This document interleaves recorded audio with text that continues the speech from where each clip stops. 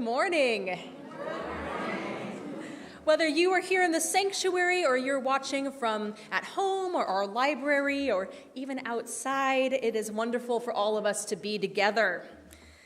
As we prepare for worship, I share these words by Kathleen McTeague to help center our hearts and our minds this morning for worship. You who are brokenhearted, who woke today with the winds of despair whistling through your mind, come in. You who are brave but wounded, limping through life and hurting with every step, come in. You who are fearful, who live with shadows hovering over your shoulders, come in. This place is sanctuary, and it is for you. You who are filled with happiness, whose abundance overflows, come in. You who walk through your world with lightness and grace, who woke this morning with strength and hope, you who have everything to give, come in. This place is your calling, a riverbank to channel the sweet waters of your life, a place where you were called by the world's need. Here we offer in love. Here we receive in gratitude. Here we make a circle from all of those great gifts of breath, attention, and purpose. So come in, my friends, and let's worship together. And now, Barbara and Mary are going to join me for our opening music, and we are going to sing a piece by the Wailing Jennies called One Voice, and I would like for all of you to join us on verse 4, and the lyrics will appear on your screen when that time comes. And please remain seated.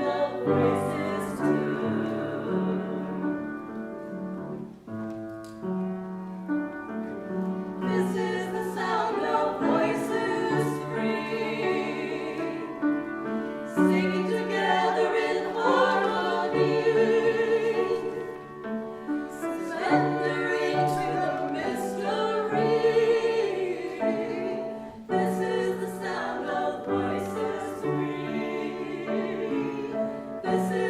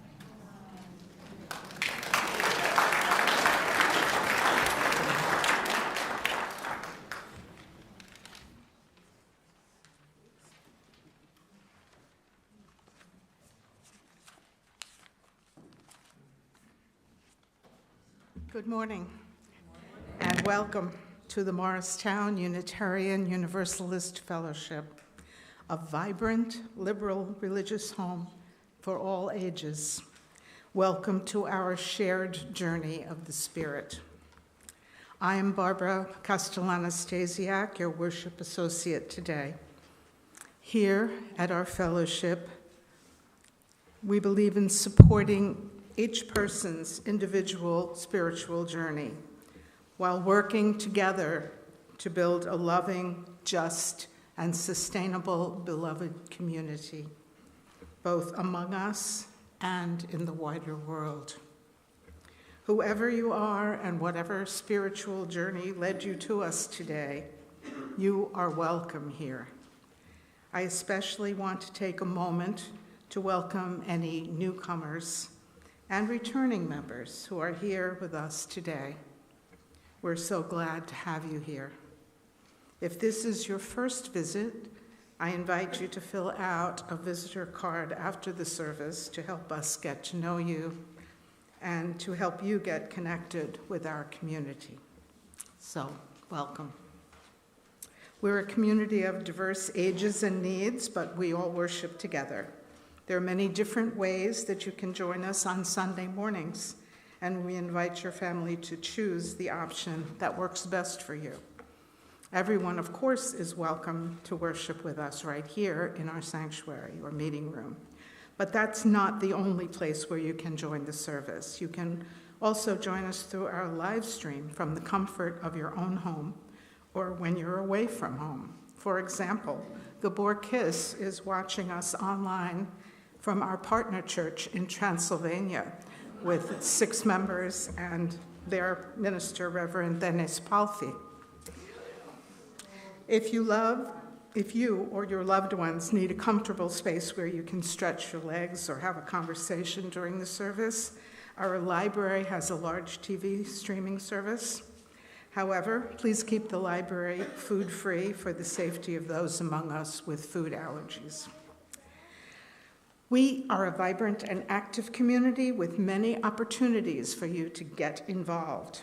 You can learn about some of these activities on the back of your order of service or in our weekly e-newsletter, which is also available on our website. This morning, I'd like to highlight just a couple of things. Right after the service today, please join us for a potluck lunch to celebrate the start of our new fellowship year. Everyone's welcome, especially newcomers. Next Sunday after the service, our Soul Matters religious education program for all ages will begin. Our classes for children and youth will start at 11:30 a.m. Registration for those is now open. And we'll also have an orientation for adults who are interested in learning about all of our different Soul Matters adult offerings, which will begin in October. And finally, we're all invited next week to bring our backpacks or book bags to the fellowship. On September 15th, we'll have a special blessing during the service to honor lifelong learning and growth. Once again, welcome to the Morristown Unitarian Universalist Fellowship. Welcome home. Now it's time for us to light our chalice, the symbol of our UU tradition. Would a volunteer be willing to come forward and help to light our chalice flame? Perhaps one of our young people? Anyone? Oh, I'm not seeing any of the little smaller people among us come up. Okay, we're going to have one of our young at heart come up.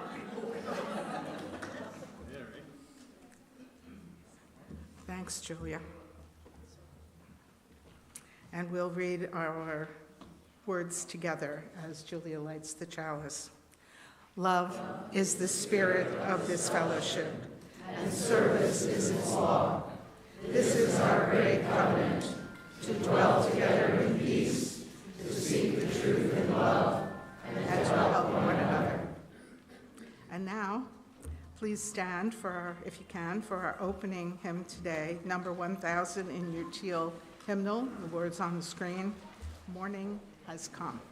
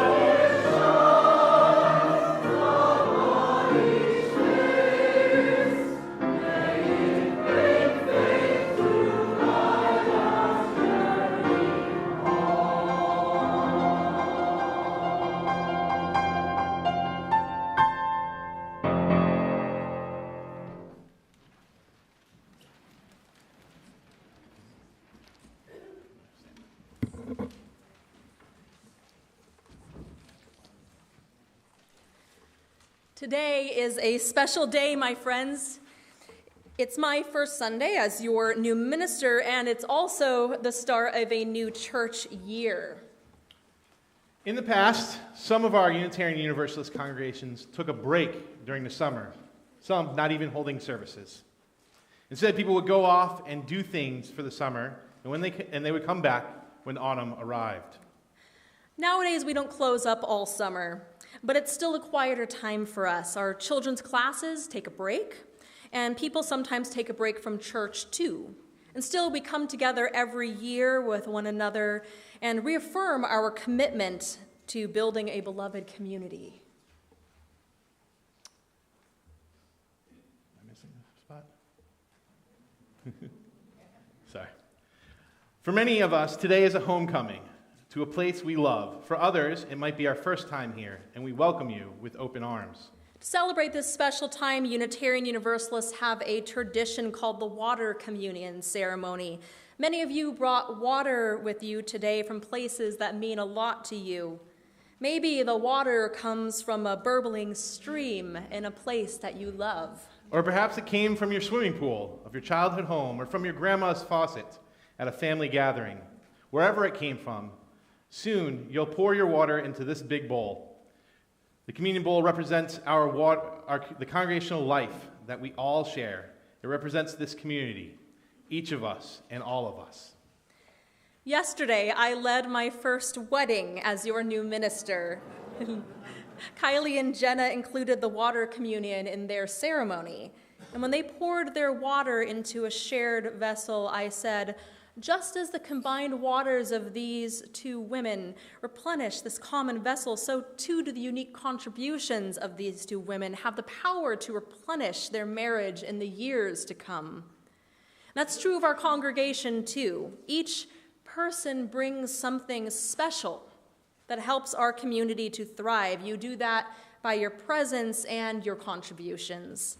We each have different journeys that led us here, different perspectives and our own unique skills and energy.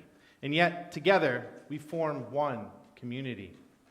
When we each pour our separate water into our shared bowl, we honored our sacred connections to each other. This is the lifeblood of our shared ministry. Soon you will add your water to our shared bowl, but first I invite you to think a little bit about your water. Where did it come from? What is special about that place? Maybe your water comes from a creek your family visited and it reminds you of the fun you had. Maybe you moved this summer and gathered some water from the faucet before leaving to remind you of your old home. Maybe you gathered it from your backyard on a rainy day when you were able to curl up with a good book. And it reminds you of rest and renewal. Let's all take a minute now to think about the water we brought with us and what it means to us.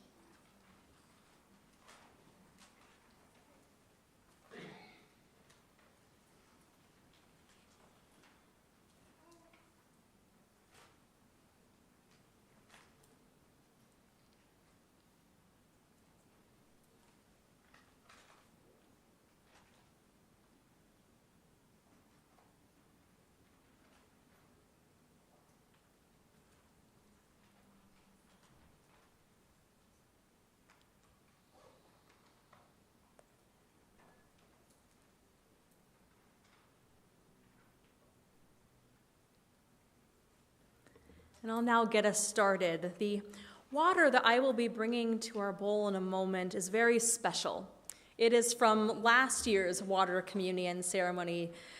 Reverend Joel, the minister before me, collected the water after the service at that time and saved it for us. And that water holds all of the congregation's dreams and efforts of the past year. And so as we begin our new church year, we honor our past and all who helped to make this community who we are today. We honor our accomplishments and the possibilities that they open up for us in the future. After Reverend Sasha pours the water, please come forward and add your own water to the bowl. And if you didn't bring any water, don't worry.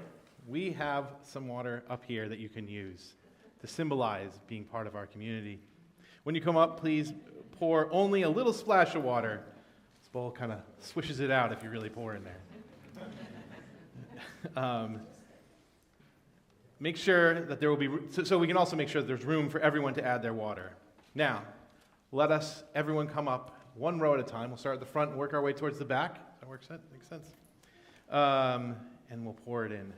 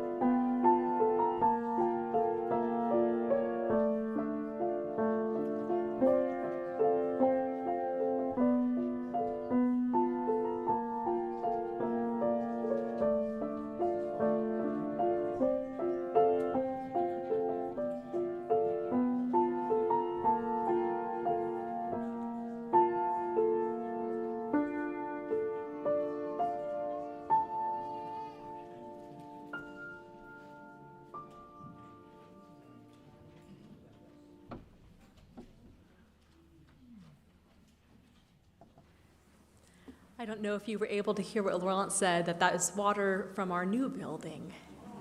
Yeah.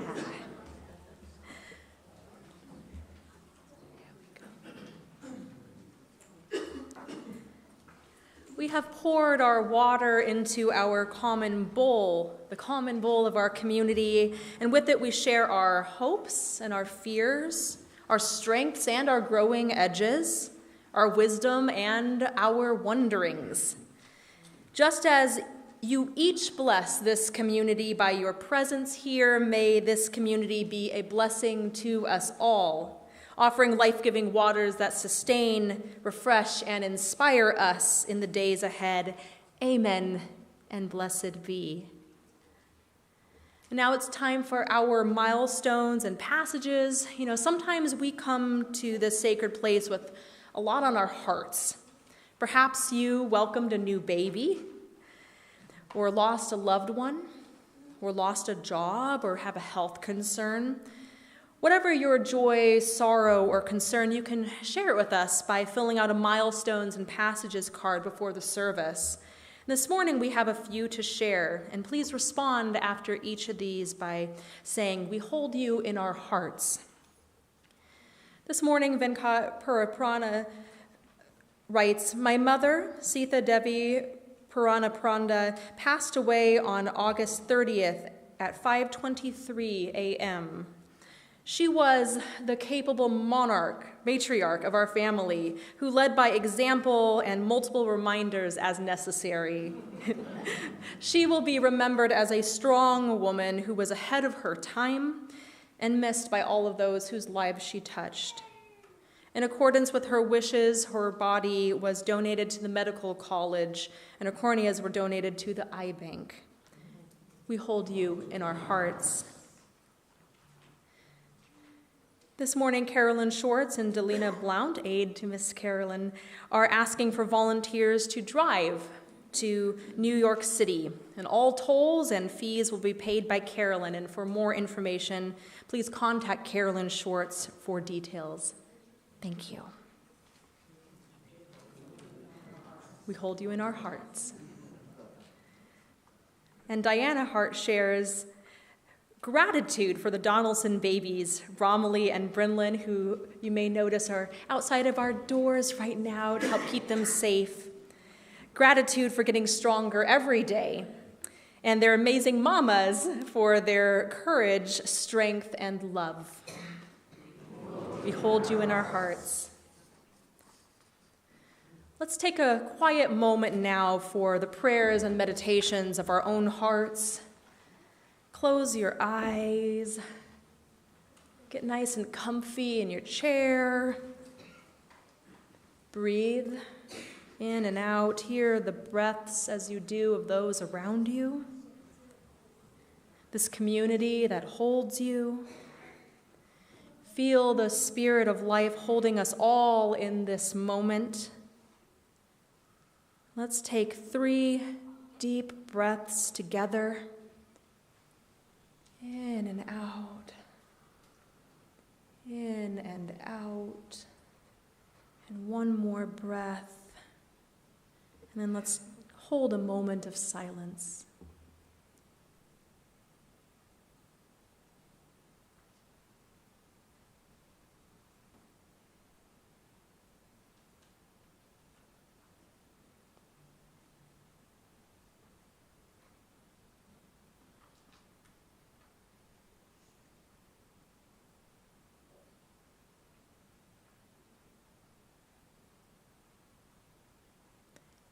Amen and blessed be. Now please remain seated as we sing together number 1011 in your teal hymnal, Return Again.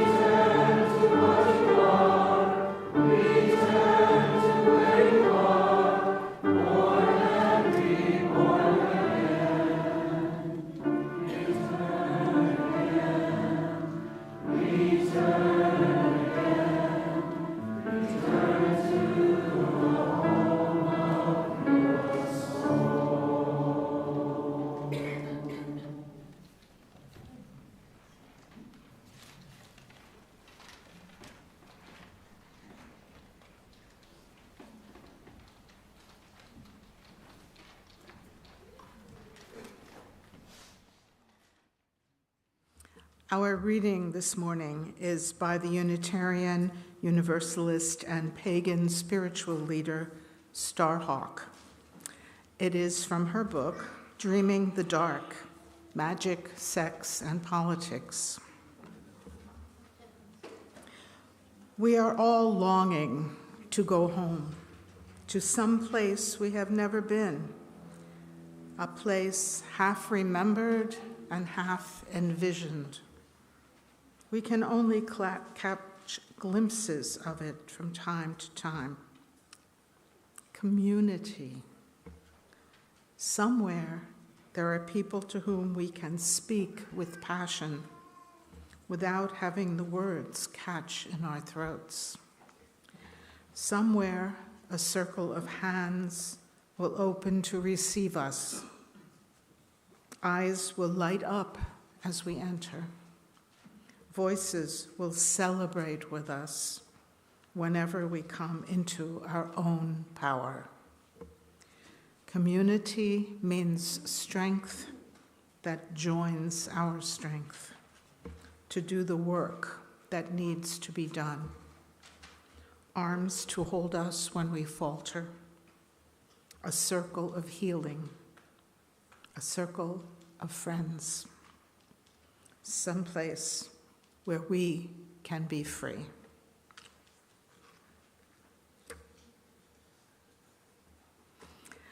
And now it's the time in our service each Sunday when we pause to offer our gifts of financial support to this congregation. Your donation, large or small, makes a big difference, making possible all that we do here together. It also helps make our world a better place. And that's because each Sunday we give half of the money we collect to an organization that is doing good work to advance our Unitarian Universalist values of love, equity, justice, transformation, pluralism, interdependence, and generosity. Today's offering will be shared 50-50 with the Unitarian Universalist Ministry for Earth, providing spiritual grounding and education for earth care and climate justice. You may give in our collection baskets or by following the instructions printed in your order of service and shown on the screen. Thank you in advance for your generosity. Will the ushers please come forward to receive our gifts?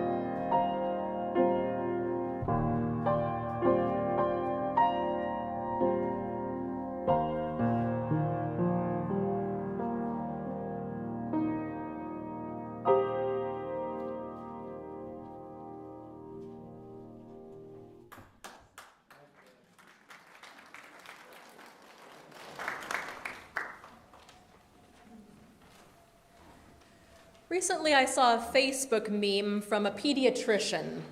She said that there's one essential thing that every children's doctor must know: your favorite animal. And it turns out that the same thing is true for ministers. When I met this fellowship's children back in April, I told them that they could ask me some questions, any questions they wanted. And guess what the very first, or one of the first questions that they asked me was? What is your favorite animal? Now, sometimes I have a bit of a hard time picking just one favorite animal. I like cats, of course, as many of you who are on Facebook know. I like squirrels and owls and raccoons. I like the little fox that's sometimes in our parking lot that you may have seen this morning. But I'm also rather partial to sea turtles. You may have seen me wandering around sometimes with a green sea turtle purse. And I have a sea turtle poster at home. Do you know that sea turtles do something really cool? Does anyone here know what it is? If you do, go ahead and shout it out. What do they do? Sea turtles always return to the beach where they were once hatched when the time comes for them to lay their own eggs. So imagine those turtles swimming through vast oceans. Within each of their hearts, there's an instinctual pull, an inner tug that draws them back to the land, back to the beach of their birth, back to the place where life began for them, a place cradling the promise of life's renewal, a life-giving place. When I first learned about the sea turtle's journey home years ago, do you know what it reminded me of? It reminded me of our Unitarian Universalist Ingathering service at the start of each new church year. It reminded me of our own journey home. Like the sea turtles returning again and again to the shores of their birth, we too return again and again to our beloved community. We return each year for ingathering. We return each week for worship. We return home to this life-giving place. We return again and again to community when our hearts long for comfort or support. We return again and again when our hearts long for spiritual nourishment or inspiration. We return again and again when our hearts long for meaning and purpose.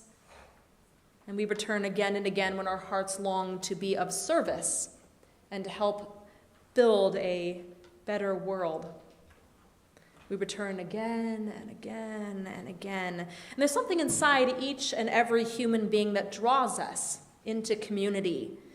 You know, within these walls are smart, strong, independent people, but we still have this fundamental soul, deep need for belonging. We need others.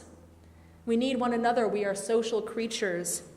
And congregations at their best are sanctuaries, holy spaces for longing hearts. They are holy heart places where we find love and wisdom in the midst of human relationship. This community is a heart place where we share our stories and struggles, our joys and our sorrows with one another. It's a place where we are blessed with deepening connection and understanding. Remember, here in this holy heart place, you are never alone. You are part of a greater whole, a beloved community, a great common life that we nourish here among ourselves. Welcome back into this holy heart place. Welcome home.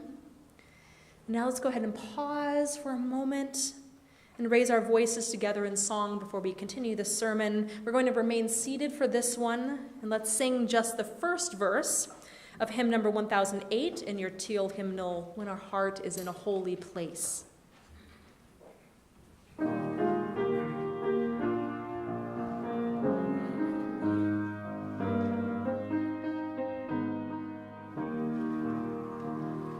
our heart is in a holy place.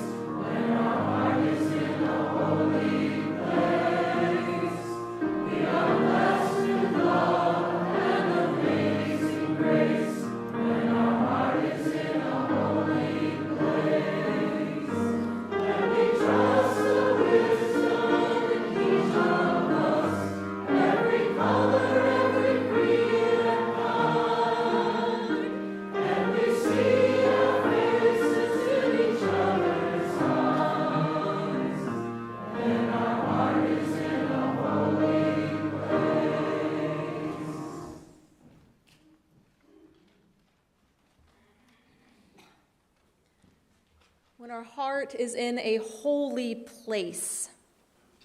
I recently read an article in Psychology Today. It was called Community as a Heart, and as you can imagine, I was intrigued.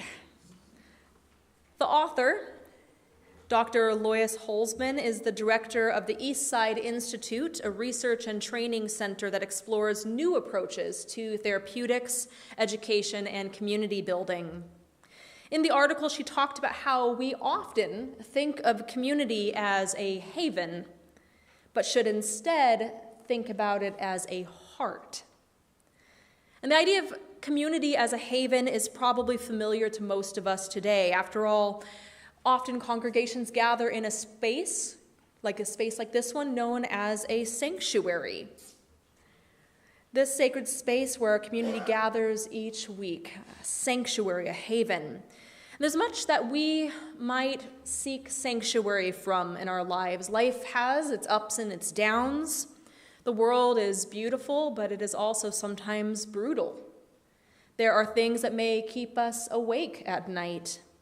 It's normal to want our communities to be havens and to shield us from all of the difficulties and the challenges of life. And yet, when you really think about it, our communities aren't havens. This community isn't really a sanctuary, at least not in the sense that it's a place to hide from the world. This community is instead a heart, a full heart, beating with the rhythm of our collective experiences, both joyful and painful, beating with a sense of purpose. In her article, Holzman quoted Fred Newman, the founder of social therapy, in a lecture titled Community as a Heart in a Havenless World. Newman once described community as a human, passionate, living environment which has the capacity to nourish those of us who are committed to engaging the cruelty of the world. Let me read that again. Community is a human, passionate, living environment which has the capacity to nourish those of us who are committed to engaging the cruelty of the world. Community is a heart. Think of those beating hearts within our own chest. With each beat of our heart, blood pumps through our body, supplying our brains and our muscles with oxygen. Our hearts give us life. They give us sustenance and fuel for our endeavors. They move us. Just as our hearts sustain us physically, our communities sustain us emotionally and spiritually. Just as our hearts beat tirelessly to keep us alive, our communities work continuously to support and to uplift us, to feed and to move us. One potluck at a time, our community nourishes us in body and spirit.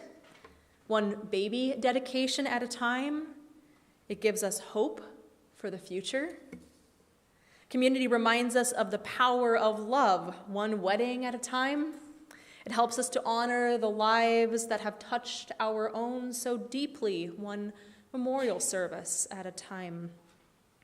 One social justice action at a time, community helps us to heal the world.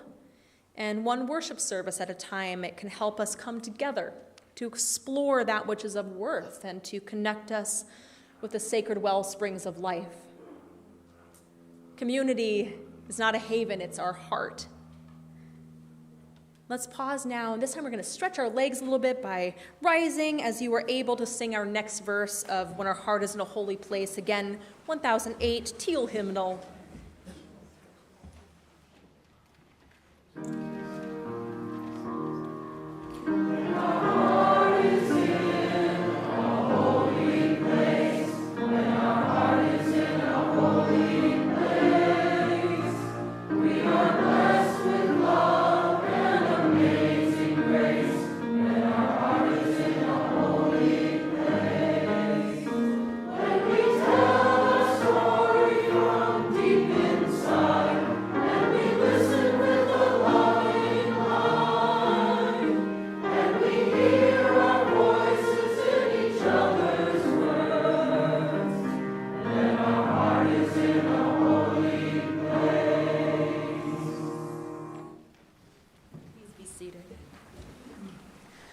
So I really love this hymn that we have been singing, and not just because you sound so great when you were singing it, but also because it reminds me of our Unitarian Universalist covenants. And what do I mean by covenant? You may have seen that word covenant appear on our screen earlier during our chalice lighting. Covenant, at least among Unitarian Universalists, means a promise. You see, Unitarian Universalists are not united by shared beliefs, although there are some shared beliefs among us, but we are united by shared promises. Here we have people who are Christian and Buddhist. We have people who are Jewish and pagan and humanist and more. And yet we find unity in our covenant, in the sacred promises that we make to each other about how we will be with each other here in this community. And I'm not going to read this congregation's whole covenant to you. It's our right relations promise, but it has some good stuff in it, so I encourage you to take a look at it later. It's on our website. There are things in there like listening attentively to each other, being willing to give and to take, and being patient with ourselves and others. You know, during this first month of my ministry here, I've been inviting you to meet with me one by one so that I can get to know you. And if you haven't signed up for one of these meet and greets, I encourage you to do so. I would love to sit down with you. And in these meetings, I have heard many people, including some of our longtime members, express a desire to deepen their connections to this community. And so how can we do that? So one thing we can do is to spend some time with our covenant statement and work on internalizing its practices. And there are 4 other things that can help us connect with the community more deeply as well. First, practice generosity. And I don't mean just generosity of pocketbook, although this community is grateful for your generous donations. I also encourage you to be generous with your time. Take a few extra minutes to offer someone here a listening ear. Drive Carolyn to New York. And offer each other grace, by which I mean patience and forgiveness when times are hard. Practice generosity of spirit. Second, show up. Show up for one another. Show up even when something is not entirely your cup of tea, because it might be just the thing that the person sitting right next to you needs. And show up fully here in mind, body, heart, and spirit, because this community is strengthened by your authentic presence here. Third, stay informed. You know, we've got a lot going on here, and we have even more new things coming up on our horizon. So sign up for the weekly e-newsletter if you haven't already, and read it. Weekly, folks. It's not that long. Read it weekly. And then mark your calendars and come and participate. We would absolutely love to see you. And finally, practice hospitality among you. Welcome newcomers. Go out of your way to make it easy for each other to jump in with both feet here. Welcome everyone here who appears on the doorstep of your life here among us, even if it is sometimes inconvenient or a little bit uncomfortable. Help everyone to participate and welcome them in with open arms. Let's commit to these practices and watch how our community grows stronger and more connected. And together we can create a place where everyone feels welcome and included. My friends, my colleague, the Reverend Mark Morrison Reed, once said, "The central task of the religious community is to unveil the bonds that bind each to all. There is a connectedness, a relationship discovered amid the particularities of our own lives and the lives of others." So as we enter into this new church year together, may we strengthen the connections between us. May we deepen our relationships, those threads that weave us all together. May we build our beloved community. Amen. Blessed be. May it be so. And now let's lift our voices one more time in song and sing verse 3 of our hymn. And let's go ahead and please rise as you are able.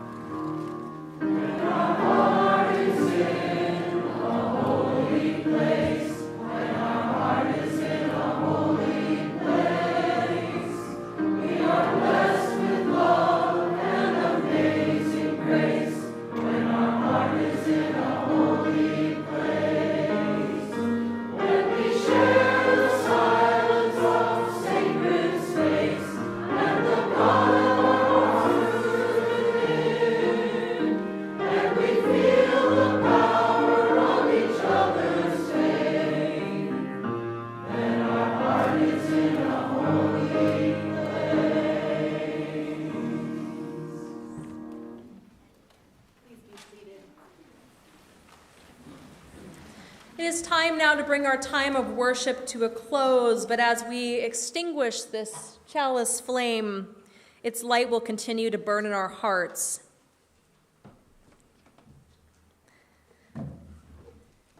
As we go out into our daily lives, I leave you with the words of Barbara Hamilton Holloway. Go now in peace. Deeply regard each other. Truly listen to each other. Speak what each must speak. Be ready in every moment to disarm your heart. Rejoice in this love that you have begun. Amen. Blessed be, and go in peace after the potluck.